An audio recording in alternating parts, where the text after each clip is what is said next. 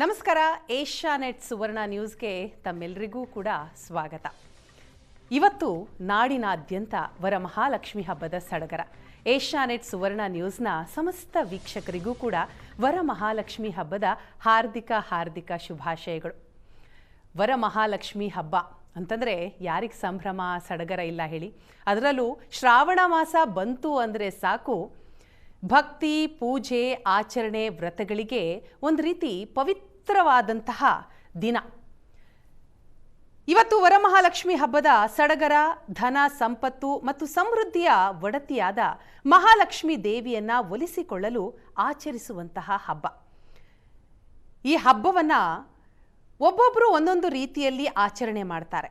ಕೆಲವೊಬ್ಬರು ತಮ್ಮ ಮನೆಯಲ್ಲಿ ಲಕ್ಷ್ಮೀ ದೇವಿಯ ಮೂರ್ತಿಯನ್ನು ಕೂರಿಸಿ ಪೂಜೆ ಮಾಡಿದ್ರೆ, ಮತ್ತೆ ಕೆಲವರು ಲಕ್ಷ್ಮೀ ಫೋಟೋಗೆ ಪೂಜೆಯನ್ನು ಮಾಡ್ತಾರೆ.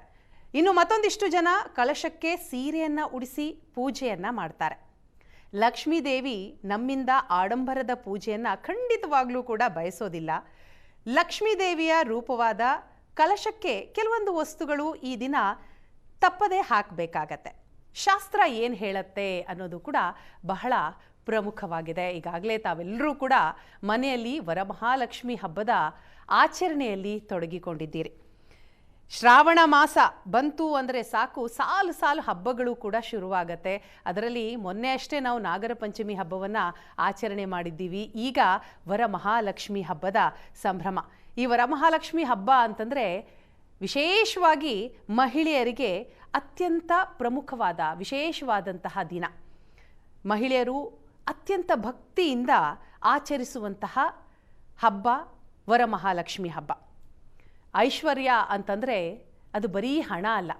ನಮ್ಮ ಮನೆಯಲ್ಲಿ ನೆಮ್ಮದಿ, ಆರೋಗ್ಯ, ಶಾಂತಿ, ಸಮೃದ್ಧಿ, ಕುಟುಂಬದ ಅಭಿವೃದ್ಧಿ ಇದೆಲ್ಲವೂ ಕೂಡ ಲಕ್ಷ್ಮಿಯ ಅನುಗ್ರಹ ಅಂತ ನಮ್ಮ ಸಂಪ್ರದಾಯ ಹೇಳುತ್ತೆ.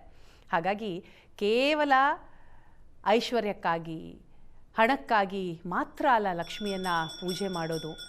ಸುಖ, ನೆಮ್ಮದಿ, ಸಂತೋಷ, ಸಮೃದ್ಧಿಗಾಗಿ ಲಕ್ಷ್ಮಿಯನ್ನು ಪ್ರತಿಯೊಬ್ಬರೂ ಕೂಡ ಆರಾಧನೆಯನ್ನು ಮಾಡ್ತೀವಿ.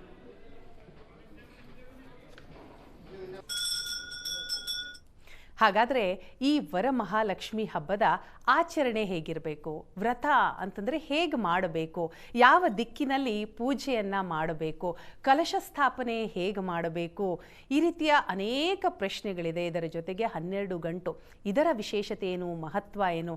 ಹಾಗೆ ಎಲ್ಲರೂ ಕೂಡ ಪೂಜೆಯನ್ನು ಮಾಡುವಂತಹ ಈ ಸಂದರ್ಭದಲ್ಲಿ ಕೆಲವೊಂದು ಅಚಾತುರ್ಯ ಖಂಡಿತವಾಗ್ಲೂ ಆಗತ್ತೆ. ಹಾಗಾದರೆ ಏನು ತಪ್ಪನ್ನು ನಾವು ಮಾಡಬಾರ್ದು?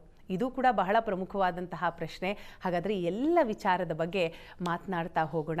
ಅದಕ್ಕಾಗಿ ನಮ್ಮ ಜೊತೆ ಸ್ಟುಡಿಯೋದಲ್ಲಿದ್ದಾರೆ ಧಾರ್ಮಿಕ ಚಿಂತಕರಾದಂತಹ ಶ್ರೀಕಂಠ ಶಾಸ್ತ್ರಿಗಳು.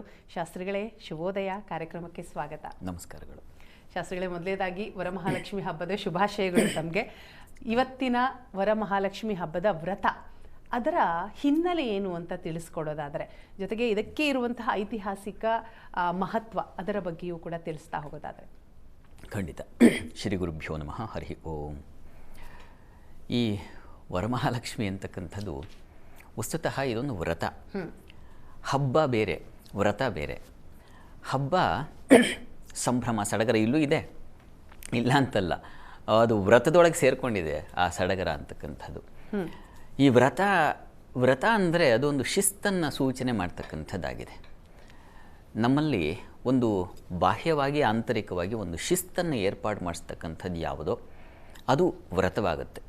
ಇಲ್ಲಿ ಪೂರ್ಣವಾಗಿ ನಾವು ಏನೋ ವೈಭವದಿಂದ ಮತ್ತಿನ್ನೇನೋ ಆಡಂಬರ, ಅಲಂಕಾರ ಇವುಗಳಿಂದ ಅಲ್ಲ, ಒಂದು ಮನಸ್ಸಿನ ಭಾವನೆಗಳನ್ನು ಸಮರ್ಪಣೆ ಮಾಡಲಿಕ್ಕೆ ಕೆಲವು ವಿಧಾನಗಳನ್ನು ಅನುಸರಿಸಿ ತನ್ಮೂಲಕ ಅದು ಹೇಗೆ ಅಂದರೆ ಲೋಕ ಹಿತವೂ ಹೌದು, ಆತ್ಮಹಿತವೂ ಹೌದು.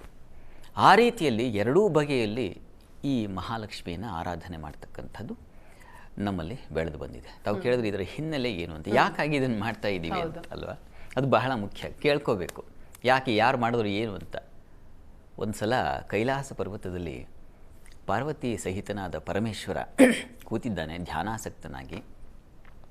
ಆ ಪಾರ್ವತಿ ಕೇಳಿದ್ಲು, ಈ ಸುಮಂಗಲಿಯರಿಗೆ, ಹೆಣ್ಣು ಮಕ್ಕಳಿಗೆ ಧನಧಾನ್ಯ ಸಂಪತ್ತನ್ನು, ಮುಖ್ಯವಾಗಿ ಆರೋಗ್ಯ ಸಂಪತ್ತನ್ನು, ಮತ್ತು ಸೌಭಾಗ್ಯವನ್ನು, ಹೆಣ್ಮಕ್ಕಳಿಗೆ ಇದು ಬಹಳ ಮುಖ್ಯವಾಗಿ ಸೌಭಾಗ್ಯ, ಮಾಂಗಲ್ಯ ಸಂಪತ್ತು ಚೆನ್ನಾಗಿರಬೇಕು, ಗಂಡ ಚೆನ್ನಾಗಿರಬೇಕು ಇದು.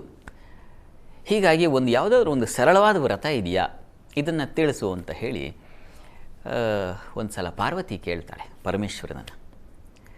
ಖಂಡಿತ ಒಂದು ಸರಳವಾದದ್ದು, ತುಂಬ ಸರಳವಾದದ್ದು ಒಂದು ವ್ರತ ಇದೆ. ಅದನ್ನು ಶ್ರಾವಣ ಮಾಸದ ಪೌರ್ಣಮಿಗೆ ಮುನ್ನ ಬರತಕ್ಕಂತಹ ಶುಕ್ರವಾರದ ದಿವಸ ಆಚರಿಸಬೇಕು.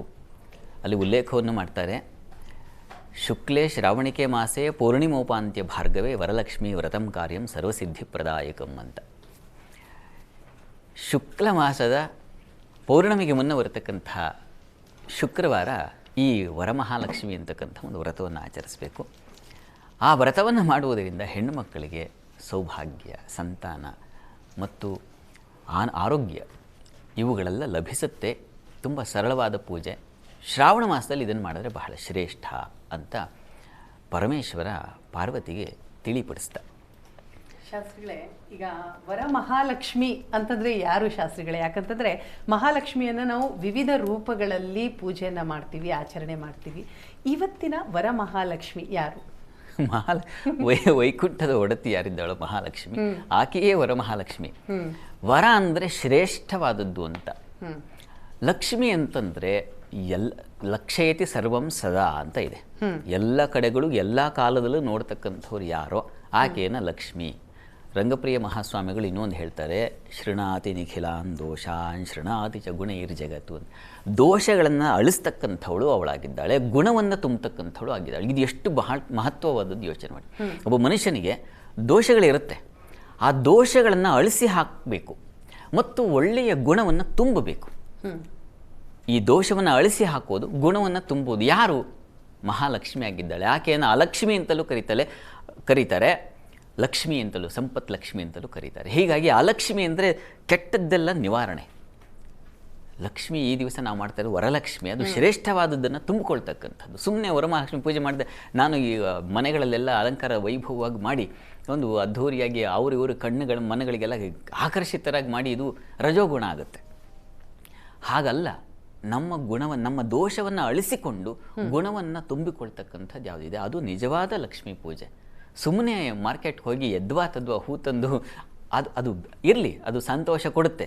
ಅಲಂಕಾರ ಭೂಮಿ ಅಲ್ಲಿ ಎಲ್ಲೆಲ್ಲಿ ಭವ್ಯತೆ ಇದೆಯೋ ಅಲ್ಲೆಲ್ಲ ಭಗವತ್ ಸಾನ್ನಿಧ್ಯ ಇರುತ್ತೆ ಅಂತ.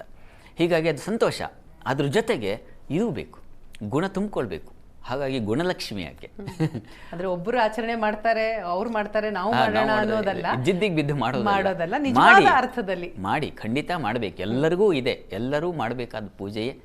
ಆದರೆ ಇದು ಏನು ಮುಖ್ಯವಾದ ಏನು ಹೇಳುತ್ತೆ ಅಂದರೆ, ದೋಷವನ್ನು, ನಮ್ಮಲ್ಲಿರೋ ಲೋಪ ದೋಷಗಳಿರುತ್ತಲ್ಲ, ನಮ್ಮಲ್ಲಿ ಕೆಟ್ಟತನ ಇಲ್ವಾ, ಸಾಕಷ್ಟಿದೆ. ಅವ್ರನ್ನ ಕಂಡ್ರಾಗಲ್ಲ, ಇವ್ರನ್ನ ಕಂಡ್ರಾಗಲ್ಲ, ಇನ್ನೇನೋ ನಮಗೆ ಆ ಅಸೂಯೆ, ದ್ವೇಷ, ಕಾಮ, ಕ್ರೋಧ, ಲೋಭಮೋ ಈ ಪಟ್ಟಿನೇ ಇದೆ. ಅರಿಷಡ್ವರ್ಗ ಅಂತ ಕರೀತಾರೆ. 6 ಬಗೆಯ ಏನು ದೋಷಗಳು, ಅವುಗಳನ್ನು ಬಿಡಿಸ್ಕೊಳ್ಳೋದು ಪ್ರಯತ್ನ ಪ್ರತಿ ವರ್ಷ ಮಾಡ್ತೇವೆ. ಕನಿಷ್ಠ ಒಂದೊಂದು ವರ್ಷಕ್ಕಾದರೂ ಒಂದೊಂದು ದೋಷವನ್ನು ಬಿಡಿಸ್ಕೊಂಡು ಒಳ್ಳೆಯ ಗುಣವನ್ನು ತುಂಬಿಕೊಂಡ್ರೆ ಅದು ನಿಜವಾಗಿ ವರಮಹಾಲಕ್ಷ್ಮಿಯಿಂದ ನಾವು ಪಡಿತಕ್ಕಂಥದ್ದು. ಆ ಶಿಸ್ತು ಬರಲಿ, ಆ ಸಂಯಮ ಬರಲಿ, ಆ ಒಂದು ಒಳ್ಳೆತನ ಬರಲಿ ಅಂತ. ಸರಿ ಶಾಸ್ತ್ರಿಗಳೇ.